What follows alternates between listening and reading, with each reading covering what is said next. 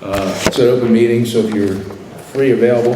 There's flyers for so many different things online over there, on the table back there. We do have a Facebook page, which makes it really simple for you guys to follow and see all the information and events going on around the place.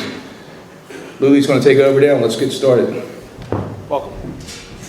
Okay, it's time for the party to begin. Everyone want to have a seat? So, welcome to the Conscious Contact Group of Alcoholics Anonymous. My name is Luli, and I'm an alcoholic. Hello. This is a 1-hour speaker meeting that meets here every Saturday at St. Paul's Lutheran Church at 301 North Main Street here in Doylestown, Pennsylvania. The purpose of the group is to provide a consistent message of hope and recovery through God reliance and service to others through the practice and teaching of the 12 steps. We record all speakers so that others may benefit from their message of recovery. If you wish not to be recorded, just simply ask. This is an open meeting of Alcoholics Anonymous. The group would like to welcome everyone, especially newcomers. Is there anyone new or from out of town that would like to introduce themselves with their first name only? Vin. Hey, Vin. Welcome. Jason, alcoholic. Hi, Jason. Welcome. Kelly, alcoholic. Hey, Kelly. Dave, alcoholic. Hi, Dave. I'm Kevin, alcoholic. Hey, Kevin. Let's see other hands. Yes. Hi, Stephen. Oh, I think two more. I'm Matt, an alcoholic. Hi, Matt. Welcome. I'm Megan, alcoholic. Hi, Megan. Welcome. I'm Philip, I'm an alcoholic. Hi, Philip. Yes? Hey, Geraldine. Hey, I'm Ryan, alcoholic. Hey, Ryan. Welcome. Others? Oh, okay. The Conscious Contact Speaker Group encourages sponsorship. Would anyone with working knowledge of the 12 steps and willing to sponsor, please raise your hands? Great. So if you don't have a sponsor, please see one of these folks after the meeting. Are there any announcements for the good of AA? I know Ron already made a couple. Are there any additional ones? Hi, I'm Kim, I'm an alcoholic. Sure. November 18th, 19th, and 20th, Cable Atlantic Dinner Group, South Jersey, Area 45, is having their 10th annual Waves Sobriety Roundup. It's going to be held at the Grand Hotel K Bank, which I'm sure some of you are familiar with. The website is wavesroundup.net. That's all I got. Thank you. Thank you. So we have meeting lists and big books on easy terms. Please see me or anyone from the home group after the meeting if you need some materials. If you cannot afford a big book, the Conscious Contact Speaker Group will give you one at no charge. Anyone willing to make donations for the purchase of big books and CDs to help those who can't afford them, please put donations in the jar at the back table. If you would like a CD of any speaker, past or present, please see Ron after the meeting. They are all available free of charge, and there's a wide assortment of them. And I have asked Bill M. to come up and read the AA preamble.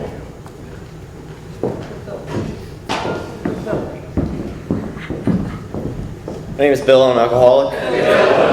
Alcoholics Anonymous is a fellowship of men and women who share their experience, strength, and hope with each other that they may solve their common problem and help others to recover from alcoholism. The only requirement for membership is a desire to stop drinking. There are no dues or fees for AA membership.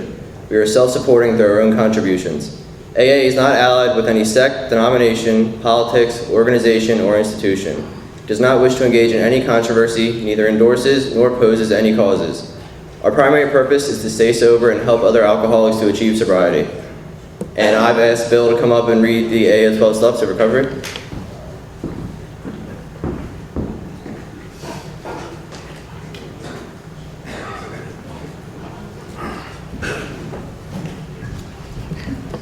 My name is Bill also, and I am also an alcoholic. There are 12 steps to Alcoholics Anonymous. Step 1, we admitted that we were powerless over alcohol, that our lives had become unmanageable. Step 2, we came to believe that a power greater than ourselves could restore us to sanity. Step 3, we made a decision to turn our will and our lives over to the care of God as we understood Him. Step 4, made a searching and fearless moral inventory of ourselves. Step 5, admitted to God, to ourselves, and to another human being the exact nature of our wrongs. Step 6, we're entirely ready to have God remove all these defects of character. Step 7, humbly asked Him to remove our shortcomings. Step 8, made a list of all persons we had harmed and became willing to make amends to them all. Step 9, made direct amends to such people wherever possible, except when to do so would injure them or others. Step 10, continued to take personal inventory, and when we were wrong, promptly admitted it. Step 11, sought through prayer and meditation to improve our conscious contact with God as we understood Him, praying only for knowledge of His will for us and the power to carry that out. Step 12, having had a spiritual awakening as a result of these steps, we tried to carry this message to alcoholics and to practice these principles in all our affairs.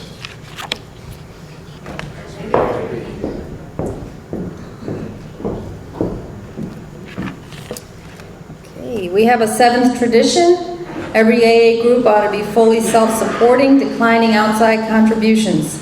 So at this time, we'll pass the baskets around. We have no dues or fees, but we do have expenses. The coffee, cream, donuts, and all of the food, the big books and CDs are all free. There's absolutely no smoking on church property. We've had some trouble with this, so please, no smoking on church property. And this would be a good time to silence all cell phones and try limiting movement during the meeting so we can avoid distractions.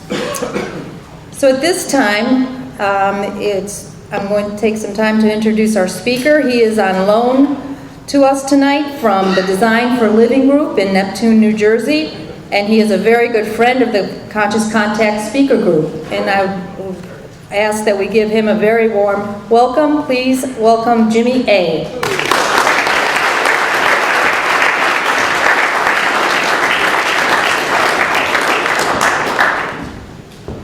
This is trudging. In case you didn't know that. That was trudging as I walked up. All right, we got one of those crowds, huh?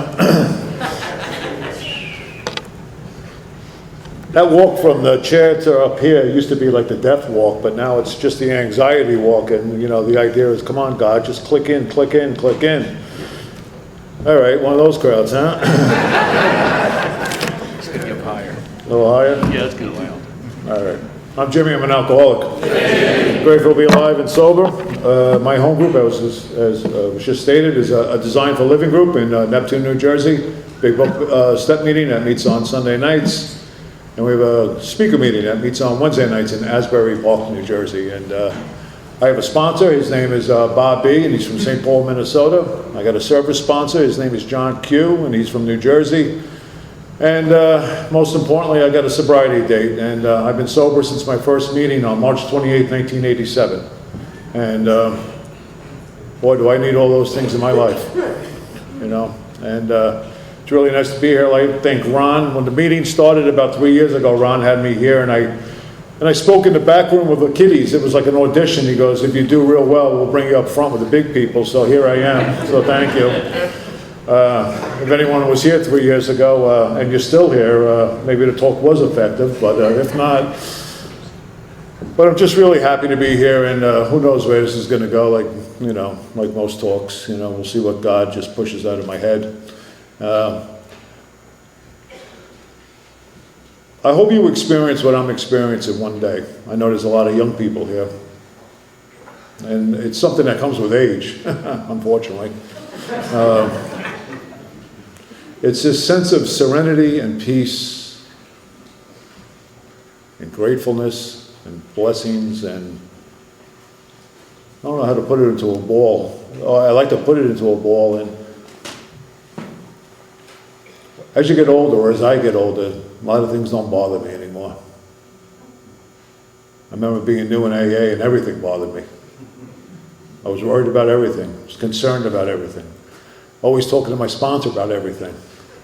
And as time has come on, there's been a sense that God has replaced that thinking mind with a sense of peace and serenity that I didn't even know existed. You know, and I've been very fortunate through the years of being with men in my life and having men in my life. And I think really that's the connection of having people in my life that are on this path, that are willing to say things to me that maybe I don't want to hear, maybe challenge me on some things that I believe, maybe make me look at things that I don't want to look at. And as a result of that, I've been on this path for a long time now, close to 30 years. And life is just getting better and better and better. As me and Mary Beth, my wife, drove up here, we just said, you know what? It's unbelievable what Alcoholics Anonymous has done in our lives. The life we have together, the life I have with a lot of people. Because I was willing to do some simple things that were, that a sponsor asked me to do. I put my hand when I didn't want to put my hand up. I did things that I didn't want to do because I didn't believe they were going to work, but I did them anyway. I took judgment of another man's opinion of what he thought was better for me than what I thought was better for me. I started to listen. I started to do things. I started to open my mind to this way of life that, close to 30 years ago, all I wanted to do was just not drink. Matter of fact, it wasn't even that I just didn't want to drink. I just want to stop hurting. I just want to stop hurting. Thursday night we had a big event down on the Jersey Shore. I run a lot of events down there, and we had a thing called the Night of Gratitude. Bring your sponsor to dinner. What a great event. And my sponsor came in from Minnesota and he spoke. And the next day, yesterday, we took a road trip up to GSO up in New York. And, if you've never been up to GSO, the General Service Office in New York, I really recommend that you get up there one day and see the kind of work that goes on in that place. Because I could sit here right now and I could do, as my service sponsor would say, a little unofficial poll, and I could tell you right now, nobody imagined AA in their life. And what I mean by that is no one was sitting in a house drinking a beer and imagined, maybe I'll go to this place that'll save my life. Everyone in this room right now got here because of something that happened through Alcoholics Anonymous, and I can prove that. So how many people got here because treatment center? How many people got here because of a judge? How many people got here because of a relative? How many people got here because of someone else who knew something about Alcoholics Anonymous? And I'm sure most of you have. If you really ask yourself, how did I get here? How was my first day? Who sent me to my first meeting? And what I like to tell you is when you're up in that office in New York and you think that's the big presidential office, it isn't.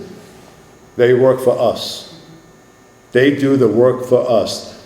In that fifth tradition, it says each group has one primary purpose, and that's to carry the message to the alcoholic who still suffers. So ask yourself tonight, who's the alcoholic that still suffers? Newcomer? A lot of times. Sometimes an old-timer. Sometimes the guy that can't get to a meeting right now, like maybe because he's a senior citizen now, or he's handicapped now. Is your group getting to that guy or that woman and bringing a meeting to them?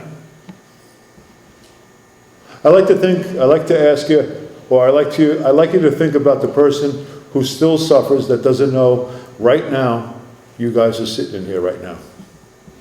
Because I'm pretty sure in Doylestown, Pennsylvania at this moment, maybe a mile away, maybe 3 miles away, there's a man or a woman who are drinking himself to death and don't know that there's this thing called Alcoholics Anonymous.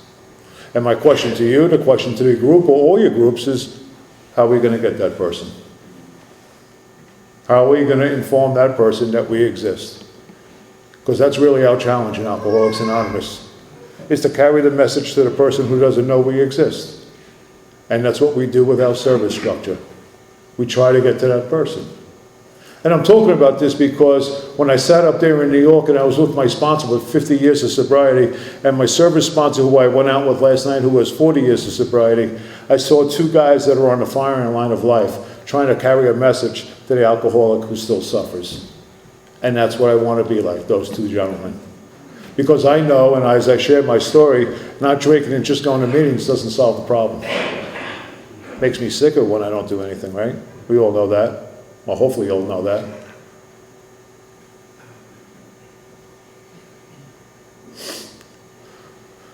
I always like to say I was born perfect and I was quickly handed over to two character defects called Mom and Dad.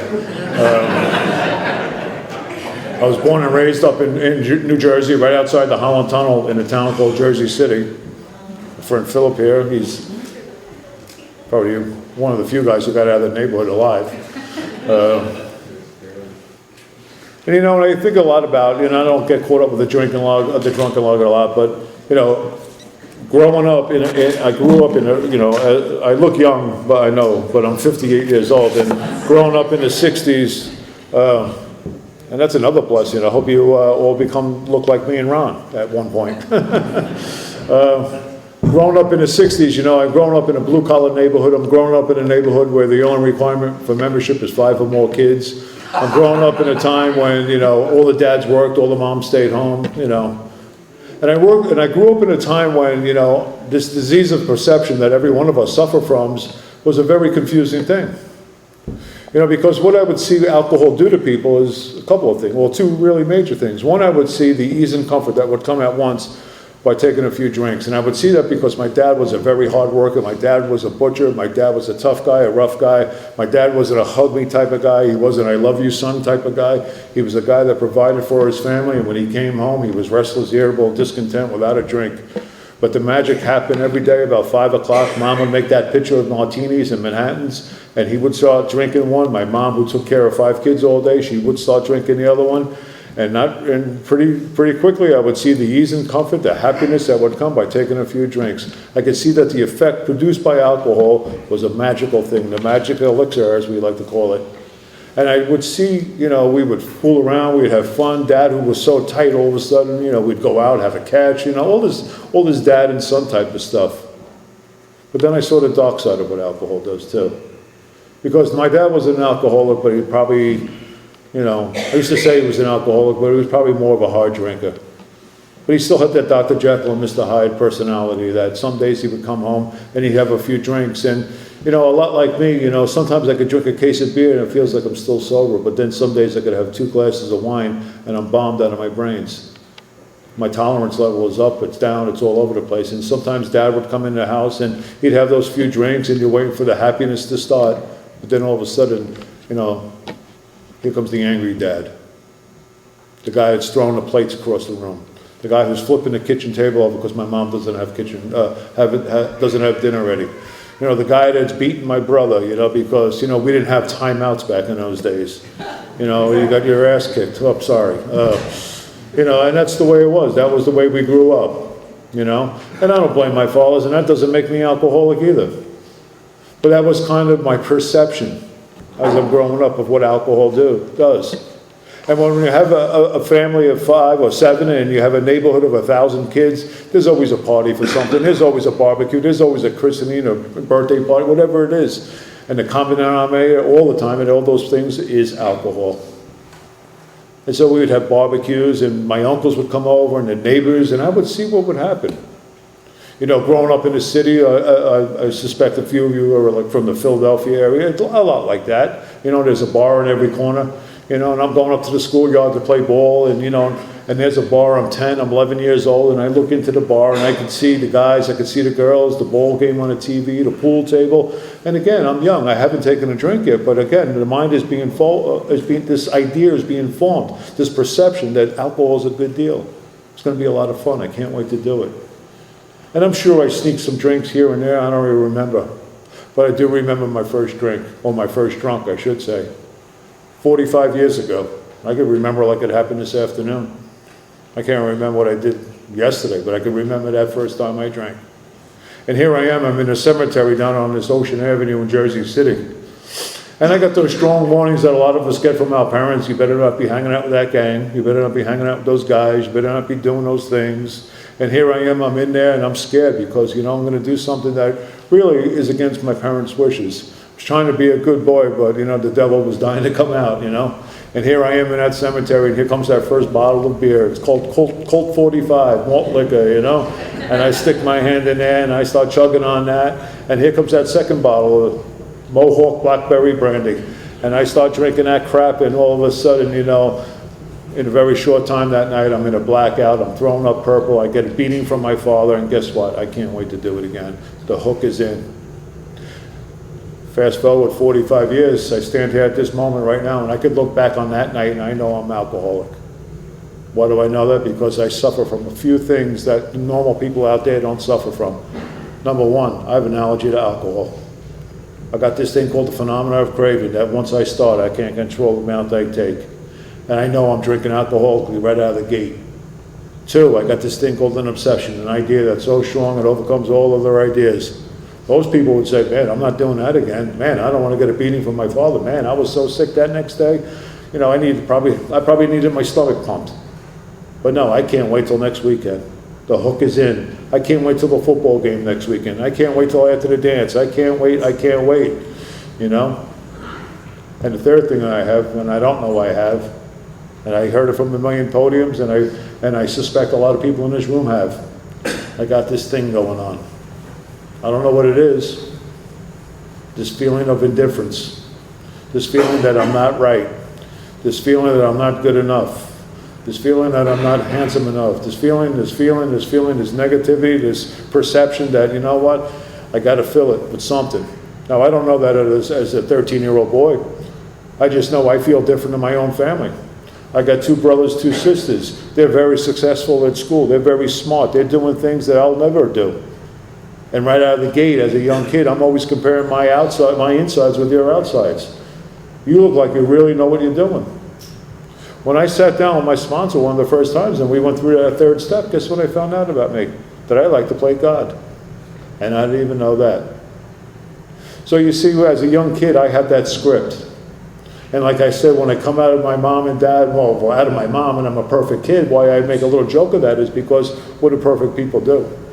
Well, in my case, I like to point the finger. I'm never wrong. It's always your fault. It's always her fault. It's always not enough school fault. It's always not enough money fault. It's always an excuse why I feel the way I do. And see, I can't take stock, honestly. I'm a 10-year-old. I'm a 13-year-old.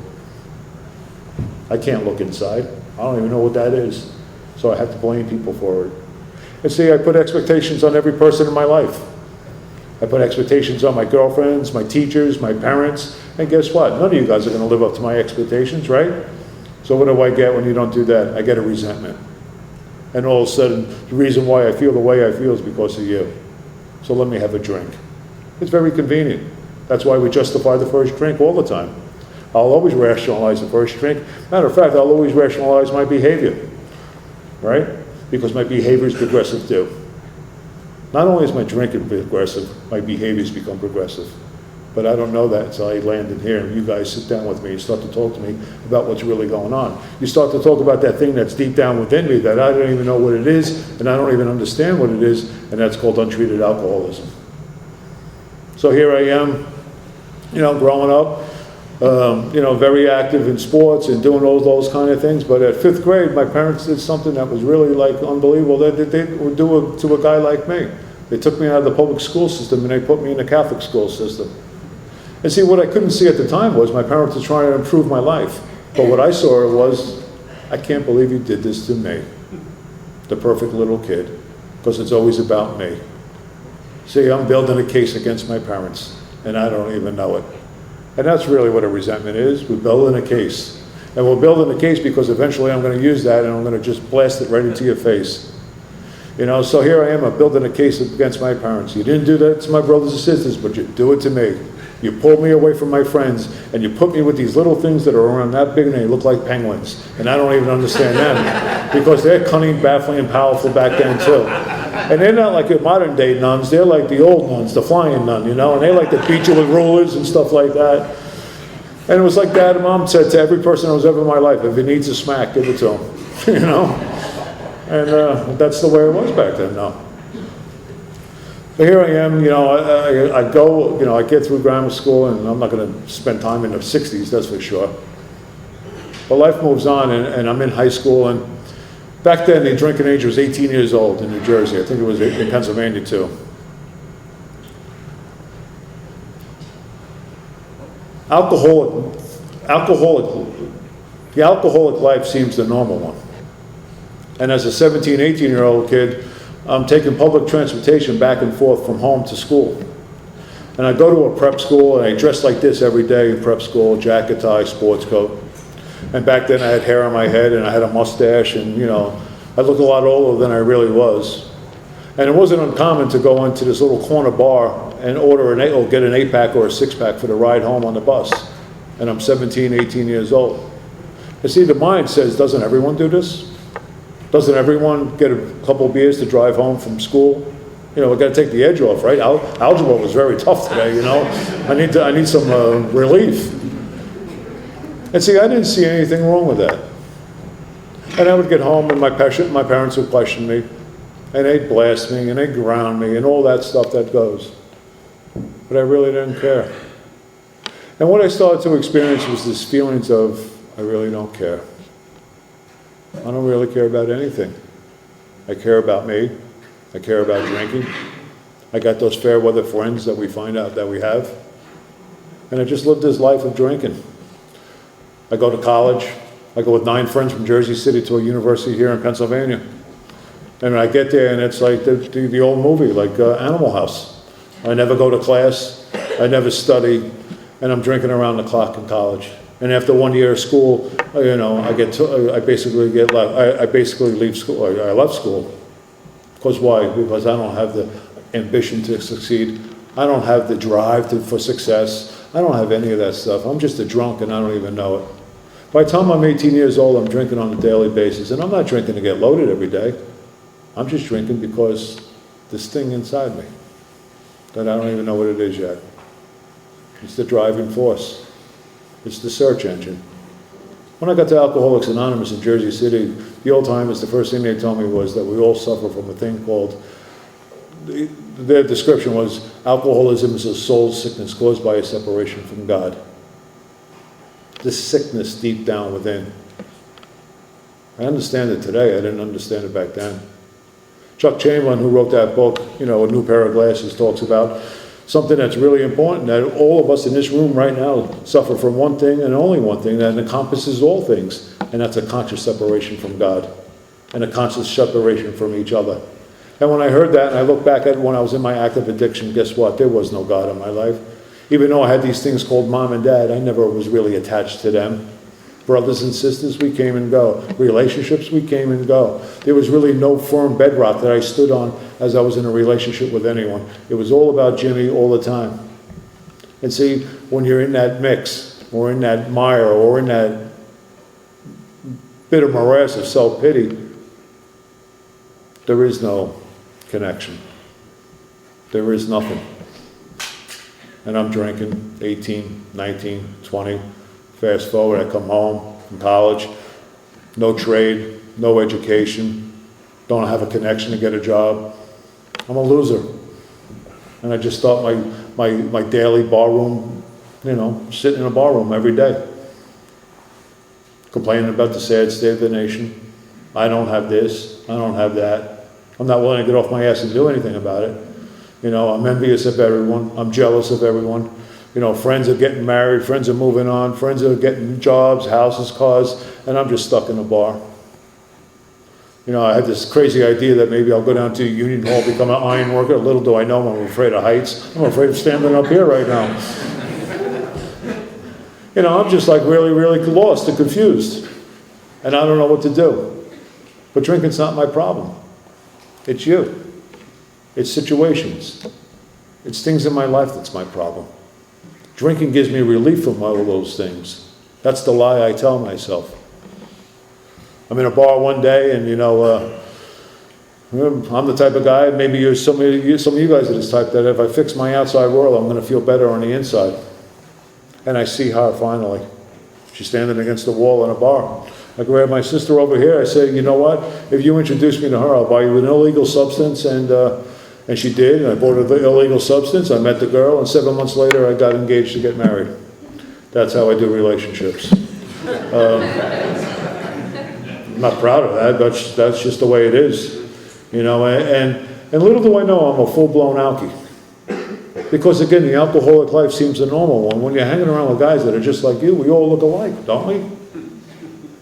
I mean, if we lined up all my friends and said, which one's the alcoholic, you'd have a hard time picking which one it was. And here I am, I jump into this marriage, and I don't know how to be married. I don't know how to be responsible. I don't have morals or values. They went out the window a long time ago. But I'm going to pretend to play husband. And I'm going to pretend that this is going to fix me. And everything is going to be great. But 4 months into this marriage, what happened was, drinking was more important than her. And what I did is I walked out of the marriage after 4 months of marriage, after a big elaborate wedding in my hometown. And I walked out of the marriage and, you know, again, the perfect little kid, it's her fault. It's her fault. I had to blame someone for my actions. See, the ego will never allow me to blame, you know, it doesn't discount inappropriate behavior. My ego thrives on that kind of behavior. My ego encourages me to be bad. My ego wants me to screw up. My ego wants me dead but will settle for me drunk. And here I am, I take off, and where do I go? I go to Florida, where it's like the second home for me. And I go to Florida, I'm in this condo with a friend of mine, it's $1 million condo in Boca Raton, Florida. And I'm looking out the window like I'm looking out the window right now, and there's the boats, there's the beach, there's the bikinis, there's the sun, there's everything a man would want, right? But here I am, King Alcohol has me locked in this condo, and I can't get out of this condo. And every day that I wake up, because you see this driving force of my life now is this guilt, this shame, remorse, the things that I'm doing, the ways I hurt this woman. My intention is never to hurt you, but I hurt you. I can't help it. And here I am, and you know, the knock at the door every day, you know, and there they are, the 4 horsemen of terror, frustration, bewilderment, despair. Every day is restless, irritable, discontent. Every day I want to put a gun in my mouth, but I'm too much of a coward. Every day I don't know what to do, but then the mind shows up.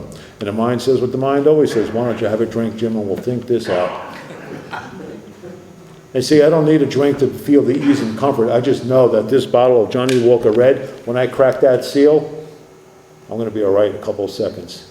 And the guy that's driven by hundreds of forms of fear, self-pity, self-delusion, all that stuff, all of a sudden that feelings of grandiosity comes into place. And all of a sudden, as I take that drink, and as that goes down, and as it explodes in my stomach and goes to my brain, guess what? It's your fault. It's her fault. It's not enough money fault. It's not the right person's fault. It's a million and one excuses. I stayed down there for 7 months, and I eventually came back to New Jersey. And I met a couple of firefighters, and they said, Jim, you need help. And they brought me to a detox. And again, this idea of difference that we walk around with, especially we could have 10, 30 years of sobriety and walk around with this feeling of indifference that I don't belong, that I'm not good enough. I'm paralyzed by what you think of me. Most of us are paralyzed by what people think of us. It's one of the driving emotions that a lot of alcoholics that I work with anyway, and a lot of guys I sponsor with, you know, we're so insecure. I'll just lie to you so you get away from me. God forbid you ask me what the weather's like. You know, I can't even say that. But here I am. I'm in this detox, and my roommate's a heroin addict, when heroin wasn't as chic as today. And he's in full-blown withdrawals. I'm not like that. I'm not like him.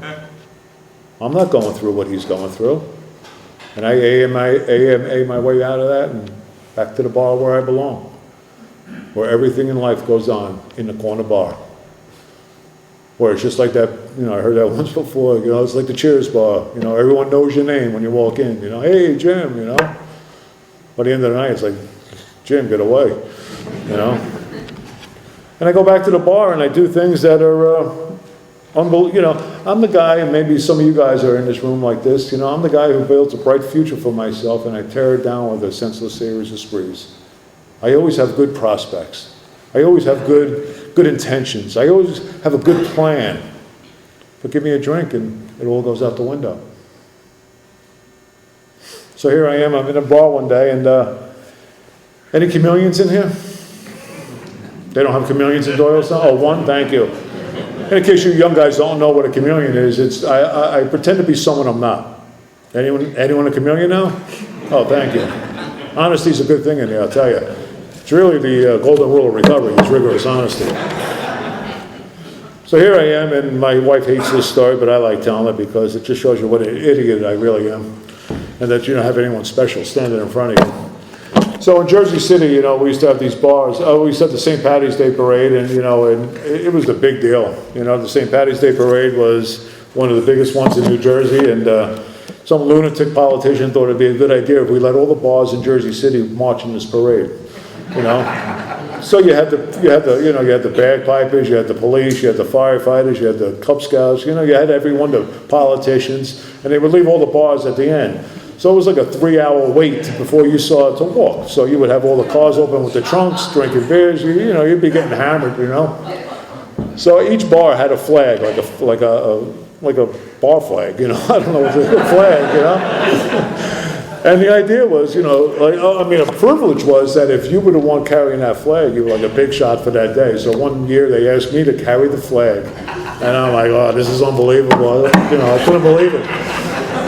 So I said, I'm going to make this really good. So I made 2 decisions, not real good decisions, but they were decisions, right? First one was to drop a hit of acid. I know this is AA. I could see some of you guys might have done that at one time. The second was to go in my father's basement, and not like you weenie little kids who put that spray paint on and wash it off. I go in his basement and I get like 1950 lead-based Kelly green paint that he paints the stucco under the house with. And I paint myself from head to toe green on acid. And I'm marching in this parade. Believe it or not, I had hair back then, and I think the chemicals that were in my hair was like straight up, I was like electrified. And I tell you, I just bounced off buildings walking down this thing, and what a great day for the Irish. So I get back to the bar, and some old lady, she comes up to me, she goes, "Oh, Jimmy, you must be so proud of your county." And she's talking about one of those Cork counties, and I'm living in Hudson County. I go, "What are you talking about? I'm from Hudson County." And she goes, "Well, you must be so proud of your heritage." And I look at her again, I'm tripping, I go, "I'm Polish and Hungarian, I don't know what you're talking about." And that's my chameleon story. And see, it doesn't have to be something like as crazy as that, but God forbid you pin me in a corner and ask me who I really am. I gotta pretend to be someone. I have such a problem with me that I gotta be somebody else. And see, drinking helps me escape me. Drinking helps me not to look in that mirror. And see, what Alcoholics Anonymous does makes you strip yourself naked and stand in front of that mirror and look at the real person that's standing in front of you, and to look at that stuff deep down within. So, a couple of things go by, and what happens is, I'm broken. I'm dying. I got this thing in me, and I don't even know I got it, and I'm dying from it, and I don't even know how to put this in words. And I walk in the bar because that's the only thing I know. And one day they said, "Jimmy, you need to go to Newark Airport. They're hiring guys like you." And finally, I'm being acknowledged for my, whatever. And I go with this guy, we rob a car, and we go down to Newark Airport. And I get to Newark Airport, and I'm shaking, I'm baking, and I walk into a room about this size, maybe a little smaller, and there's like 45 metal chairs in a big circle. And I sit down next to this guy, and I don't know this guy, I don't know anyone but my friend, but I think I can't even find him anymore. And I sit down in this room, and I'm sitting there, and I'm shaking, I'm baking, and like a guy like Anthony's sitting right next to me, but he's a stranger, and he says to me, "What's your problem?" And what do you mean, what's my problem? That would be that's what most people would say is, "What do you mean, what's my problem?" But for the grace of God, a moment of clarity, whatever you want to call it, I looked at him, told him my life story in about 10 minutes, puked it all up on him. "This is where I'm at, dude." And he looked at me point blank and said, "I have the solution for you." I said, "What's that?" He goes, "Where are you staying tonight?" I said, "Well, I'm kind of couch surfing these days, and bouncing around." He goes, "Kid, is it possible for you to not drink the rest of this day?" And I said, "I had no idea." He goes, "Well, try not to drink the rest of this day and be outside that house at 7 o'clock, and I'll come by to get you." And for whatever reason, I don't even know why I even listened to the guy. He's a stranger. But I found myself at 7 o'clock at night, standing outside this house, didn't drink the rest of the day. Matter of fact, I went home, passed out, woke up, and was that a dream? But I'm outside the house. And stranger pulls up in a car filled with other strangers. And they say probably the most important thing you're ever going to hear in Alcoholics Anonymous. They told me to get in the car. And I got in the car. And that became my treatment center. That was my treatment center, sitting in that car with those men. And what they did was they drove me around the corner to my grammar school. And they walked me into my grammar school. For years I thought it was bingo going on. It was an AA meeting. And they walked me into the meeting, and guess what? You guys do what you guys do. You lived up to your responsibility. And if you don't know what the responsibility pledge is, let me tell you. When anyone, anywhere reaches out for help, I want the hand of AA to always be there. For that, I'm responsible. What you guys did for me that night, and I haven't had a drink since that night, and I don't say that in an egotistical way, but I'm going to tell you right now, you never have to drink again. You could hurt like hell, you could be thirsty like hell, but guess what? You never have to pick up a drink again. And that's my experience. So relapse, you really don't have to relapse, unless you really want to. And most times you don't want to, your mind just takes you. Because we have no choice. We think we have a choice in that. But here I am, I walk in that meeting, and guess what happens? It's a grammar school reunion. I thought you died, I thought you were in jail. I mean, it was like, oh my God, it was great. But what you guys did, it was one of the most important things that we could do for any alcoholic that still suffers, and it's coming to his first meeting. You sat me up front, you gave me a half a cup of coffee, you didn't care what I sounded like, you didn't care what I looked like, you didn't care what I smelled like. Matter of fact, you gave me something that we could always give to the person that's walking in that door with 1 day or 100 years. We can give you back your dignity. We can make you feel worthwhile. We can make you feel like you belong. Because all we need to say is, we need you. Please keep coming back. And that's what you did for me. You welcomed me with open arms, and you didn't judge me. Wow.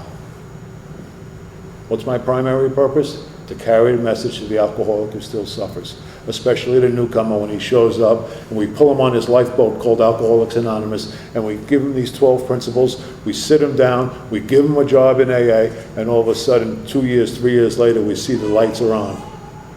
And we're so grateful for that experience.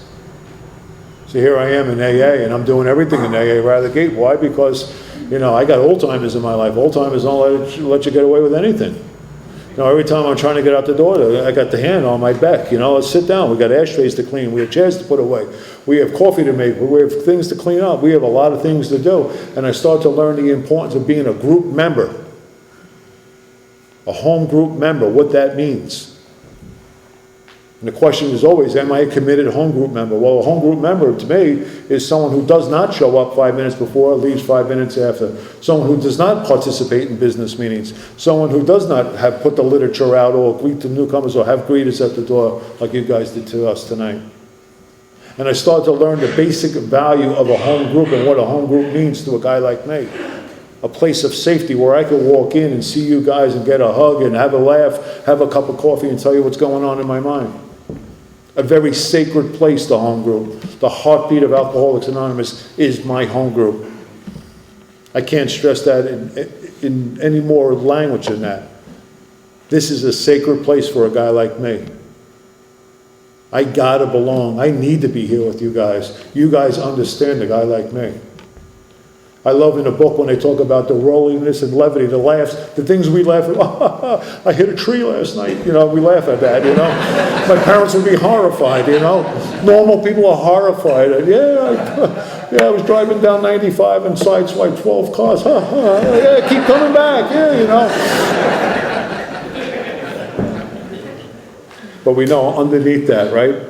The deadly earnestness of our disease and how most of us die drunk. So here I am, I'm in this group, and years go by. Matter of fact, I get back with that wife, the one I walked out on. She was like wife in limbo, waiting for me to come home from the war, And I come home, and and I put all my efforts into trying to make that marriage work, even though it didn't work out eventually. And I'm starting to do all the things out here that I think is going to fix this thing in here. And see, I got 1 year of sobriety, I got 2 years of sobriety, I got 4 years of sobriety, and I got 5 years of sobriety. I'm an active member of Alcoholics Anonymous. Everyone knows my name. I'm doing a whole lot of things, and guess what? I got a rope, I just need a bridge to jump off. Because I'm dying of something I don't even know I'm dying of something I don't even understand I'm dying from. I'm dying from this thing called untreated alcoholism. This thing that's deep down within. It's rearing its ugly head. It's always been in me, and now it's on me full force because I don't have a drink to pour it down and drown it. I got to deal with this stuff that's going on. But you see, I got another problem. And see, the book talks about resentment as the number one offender, kills more alcoholics than anything else. I guess you could say that. I believe it. Bill wrote it. I kind of believe everything that Bill wrote. But my experience is there's another thing that kills more alcoholics than anything, and that's called pride. You see, I don't want to raise my hand in 5 years sobriety and say, Anthony, I'm dying of this thing deep down within, because I'm ashamed and I'm afraid. I'm paralyzed again at 5 years sobriety of what you think of me. So God forbid I put my hand up and tell you that I don't know. Because I'm portraying an image. The book talks about it in the fifth step. I'm living a double life. I want to be known as Mr. AA, but I don't want to let you know that I'm in deep pain and suffering, and I'm afraid, and I need your help. God forbid, a tough guy like me from the streets needs help. You know, that's the other image I hide behind, a street guy. I'm a street guy. I'm a tough guy. I'm a fighter. I'm a guy that gets arrested a lot. I'm a guy that's in barroom brawls. I'm a guy, and I'm not proud of it. I'll hit you over the head with a baseball bat. I'm not proud of that, but that's the way I was. So how can I come to you and say, Anthony, I need help? How can I talk to you like that? So my pride will always block me off from help, asking for help. And my ego will feed right into that. Yeah, Jim, you're right, Jim. Don't ask him. You'll figure it out, Jim. And here I am in a meeting in Bayonne, New Jersey one day. Guy says, hey, I'd like you to speak on the second step. Now, I have no relationship with God, but I read the 12 and 12, and I come up here and lie to every one of you. I know a couple of jokes, I could tell you stuff like that. So I do this talk, and at the end of the talk, there's the cha-cha line. Everyone says, hey, great job, great job, great job. You know, but here comes Bill Grace from St. Paul, Minnesota. Ironically, the same place where my sponsor is from today. And Bill comes up to me, and he's not giving me a handshake. He's looking at me eyeball to eyeball. He's 6'4", I'm 6'4". He's looking at me, and he says, Jim? I said, yes. He goes, you're screwed, but in a little bit saltier language. And see, I'm 5 years sober. I'm very mature, right? So all I want to do is take a step back and haul off and hit him in the face. I want to show you how spiritual I am in an AA meeting. But I don't do that. I do what happens is another moment of clarity, a moment of God's grace. And what happens is I look Bill in the eyes and I said, you're right. I need help. Next day I find myself in a railroad room apartment, and he asked me some very important questions. He goes, where's your big book? God's honest truth, right hand on the Bible, left hand, whatever, however they do it, I forgot, it's a long time. Where's your big book?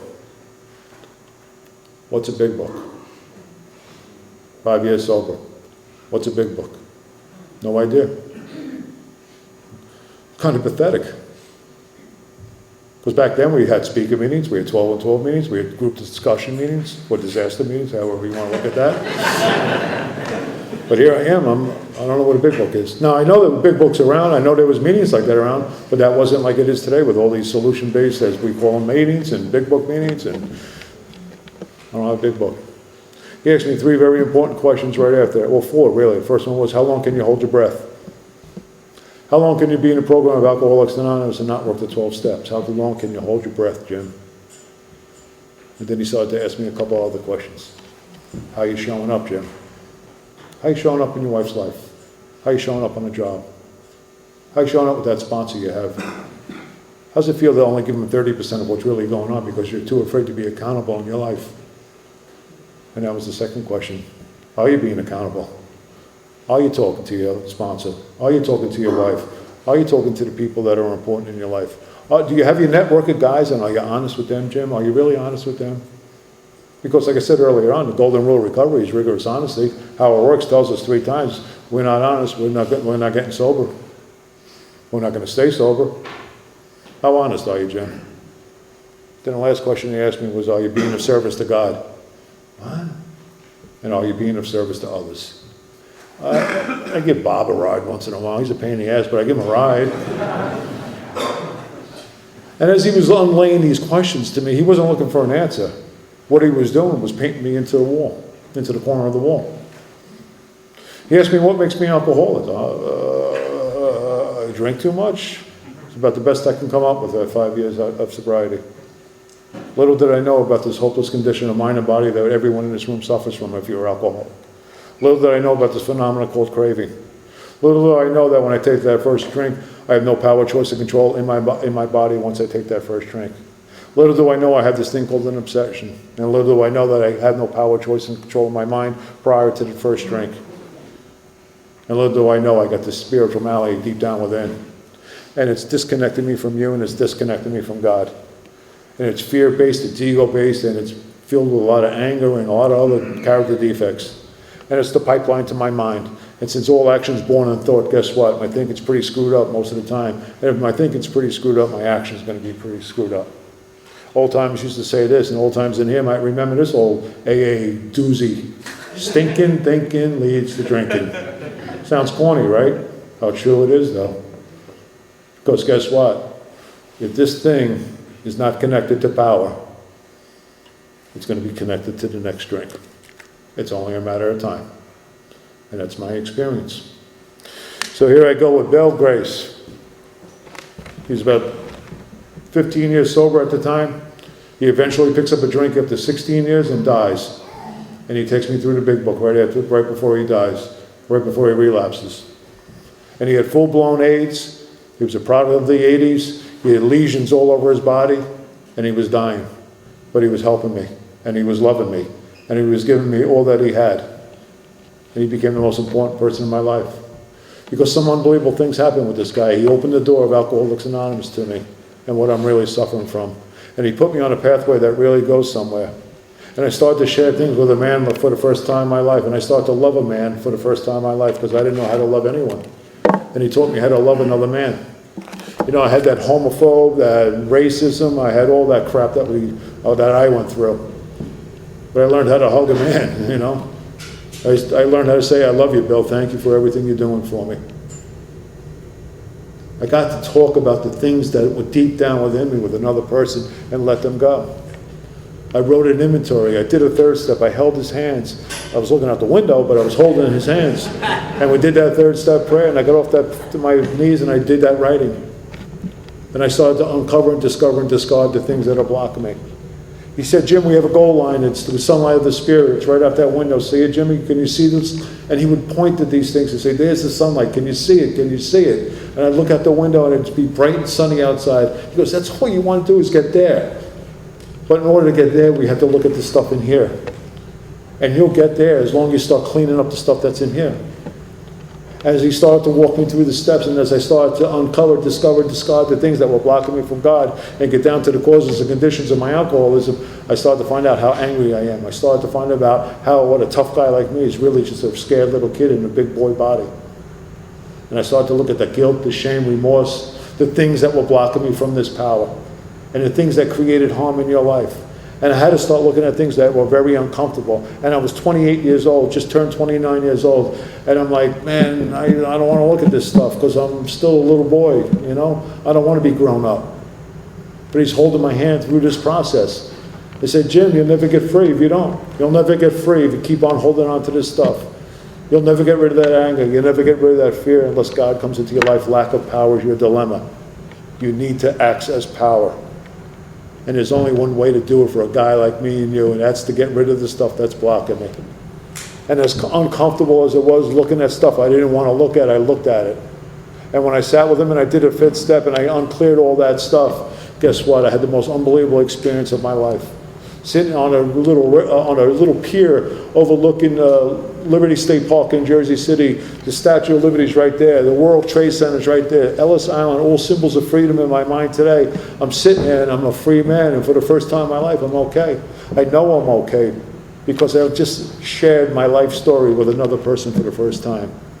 And I don't have the time to go through steps or anything like that. It's not a workshop here. I'm sharing my experience. Something shifted inside me. My head swiveled. I started to see that I was on a path that really goes somewhere. God was in my life, and I was willing to go to any length to do what he told me in order to stay free, in order to stay out there in the sunlight of the Spirit. But here's the problem. I got this thing called the ego. And little do I know that, I start to rest on my laurels. And I'm resting on my laurels, and a very important line that comes after that says, we're headed for trouble. I can't see it. Maybe you could see it. I can't see it. Because you see what I'm doing is I'm rebuilding the walls that I knocked down through inventory and sharing. I'm rebuilding these walls brick by brick, and I don't even know I'm doing it. The termite is back in the foundation, and it's only a matter of time. And at 10 years of sobriety, I'm back with this wife, but I walk out on this wife. I walk out on this wife because I'm untreated again. And see, I don't even know that. I'm the last to see that stuff. And at 10 years, I do what most cowards do. I run into the arms of a woman in AA, a woman who understands. And I justify that behavior. I rationalize that behavior, and I start lying about that behavior. But I'll tell you, I'm really spiritual, and you need me to speak, I'll come. Okay, Doylestown, what time? You know, we'll come. I'll speak about the steps and God and everything else. Meanwhile, I'm back to living a double life. And here I am, 10 years of sobriety, I'm cheating on my wife. I walked out on my wife, never to go back. And I got an 8-year-old and a 5-year-old looking at me like, Dad, where are you going? But I'm so selfish, I can't even see it because it's the root of my problem. And see, my selfishness and self-centeredness is really running everything. But I can't see it because I'm justifying it. And I'm leaving because of her. I'm leaving because of this. I'm leaving because of that. And you see, I'm the tornado, stone cold sober, the tornado, roaring through the lives of others without a drink in my system. 5 years into this relationship with the woman who understands, she throws me out, gets a restraining order, and here I am, about 13 years sober. I'm angry, I'm pissed off, I'm giving my sponsor about 20% of really what's really going on, and I can't get honest with you guys, because if I get honest with you, I can't defend the actions that I've been doing for the last couple of years. And see, when you're untreated, you have to defend the actions. You gotta be right. And as the fourth step says, you know, the victor only seemed to win. Our moments of triumph are short-lived. I had to start looking at that stuff again. But what happened was, I burnt every bridge in sobriety. And at 10, 12 years of sobriety, I walk into a bar. I walk into a bar in Red Bank, New Jersey. I'm restless, I'm irritable, I'm discontent. I'm ready to throw this whole deal away. And I walk up to the bar and I say to the bartender, please put a drink on the bar. He puts a drink on the bar. The devil, the angel pop out. I want to take that drink, you know. And drink it, don't drink it, drink it, don't drink it. It's like mental torture, and I'm staring at the drink. But what happens is a hand comes around the drink and pulls the drink away. And I look up and it's one of us who just happens to be a bartender. And he says, what are you doing in here? Well, apparently throwing 10 years of sobriety, right?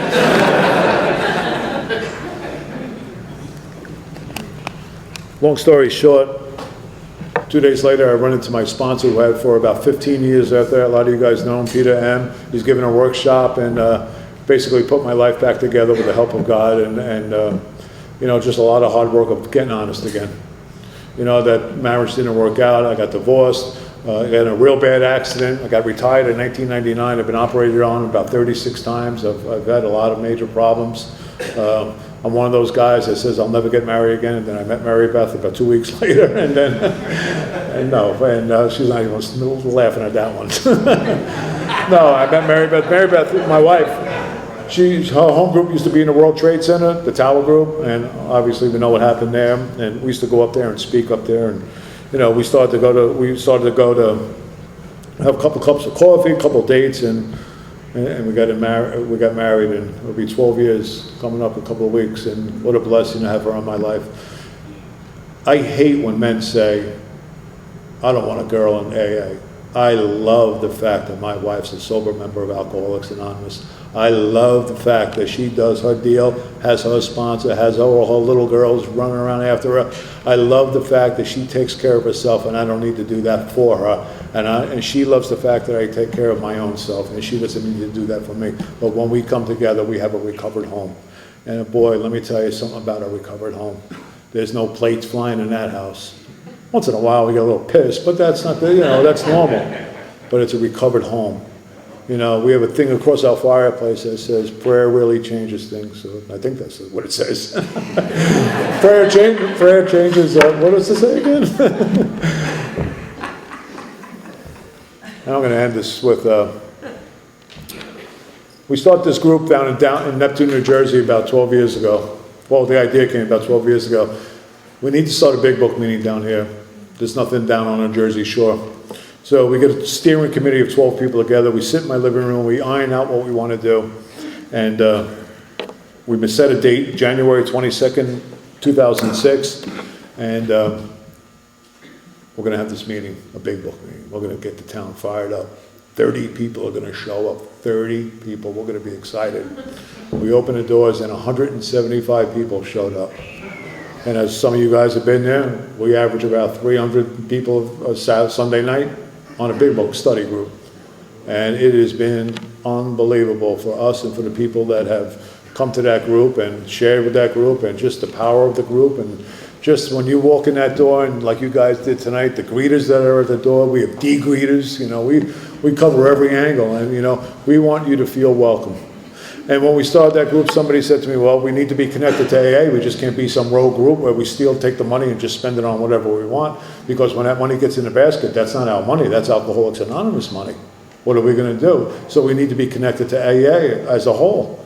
So I volunteered to be the first GSR that we had. I had no idea about what a GSR does. I don't even know how to spell GSR. But I'll tell you, I had a lot of contempt prior to investigation about what service is really about. And see, what happened was I did a GSR stint a long time ago. And I walked into the meeting. You guys might have been talking about a cup of coffee, and I just took it like it was a union meeting, and this is nonsense and blah, blah, blah.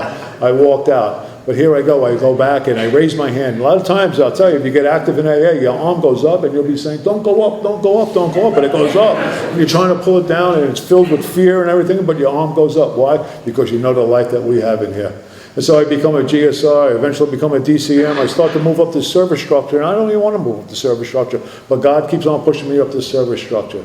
You know, all of a sudden last year, 2 years ago, I got voted as the alternate chair of the area of 44, Northern New Jersey, and the area coordinator. And that might not mean nothing to you. It really didn't mean nothing to me in the moment. But guess what? It became one of the most important things I ever did in Alcoholics Anonymous. And then last week we had our area elections. I put my arm up for being the alternate delegate of New Jersey. And I lost that vote, and that was the right thing because the guy that got it deserved it. But I became the area chair of Northern New Jersey. And what that means, probably nothing to a lot of guys in here, but what it means to me is unbelievable what it means to me. It means that I'm back on the front lines of service because guess what? We have people in Doylestown, Pennsylvania tonight who are still drinking and don't know that right now in this room there's around 150 people that could help save their life. That's why I do service. Because we have a book, and a lot of books like this, and I'm sure maybe there's some service guys in here, or GSRs, we have a book, and I don't see it back there. It's a book that's probably not read by many people. It's called the Service Manual. And in that service manual, I'm going to end with this, it's very important to me. And hopefully one day you pick it up and read it and it becomes important to you. We had a Class A trustee. That means he's a non-alcoholic trustee. And in 1956, he wrote an article in there about why we have a conference, why we do the things we do in Alcoholics Anonymous. And this is from a non-alcoholic who is our best friends in AA. There are non-alcoholics who do more work in Alcoholics Anonymous than most Alcoholics Anonymous members, unfortunately. But what he says in this story, and I'll wrap it up with this. He says, why we do what we do is because right now, there's a man walking down the street with a drink in his hand who can't stay sober. Why we do what we do is because right now in Doylestown, Pennsylvania, there's a woman who just put her kids to sleep, and she's cracking open up that first bottle of wine to get the ease and comfort that comes at once by a few drinks. Why we do what we do is because right now in the Doylestown Hospital, a baby is being born right this minute, destined for alcoholism. And guess what, guys? My AA, the doors are wide open. And I hope you keep your doors wide open because we get all sorts that come to Alcoholics Anonymous. And we greet them with the same compassion that I was greeted with. And we thank them for coming. We give them a solution to the problem. And you figure out if you're an alcoholic. It's a self-diagnosing problem. But if you're a member, we welcome you. If you want to drink or you have a drinking problem, we welcome you. And that's really what service is all about for me. It's really to keep those doors wide open. So the future, and as I look at a lot of you young people, you are the future of Alcoholics Anonymous. You are the future. They said that to me when I was 28. I looked at them, what are you looking at the right guy? A lot of those guys are dead now. And how true that is, that the young people today are the future of Alcoholics Anonymous. And let me ask you this question, and I'll leave you with this challenge. Are you going to keep the doors open for the guys not born right now? Are you going to keep the door open for that person who's walking through Doylestown, PA, and doesn't know that we exist? We have a huge responsibility. And God gives that responsibility to every one of us. Why? Because we're recovered members of Alcoholics Anonymous. And we have a gift. And we can't keep the gift unless we give it away. And when you give it away, man, that's the magic, brothers. That's the magic. To sit across the table and watch a guy get recovered and go out and grab a bunch of you young guys, throw you in a car and just drive to wherever just to carry the message of hope for the next person. That's the whole deal. Thank you.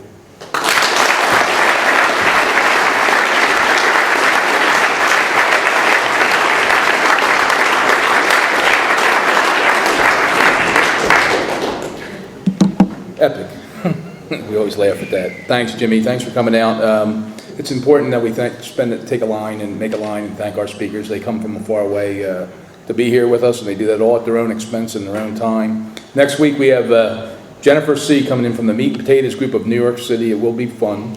Hope you can make it here. We have a meeting after the meeting. Stay with us. We're on Facebook. Please look for the Conscious Contact Speaker Group of Doylestown, and you'll be able to stay up with us. We have a website and everything. So we've got a nice way of closing. If you care to join us, and we will end with the Lord's Prayer. Thank you.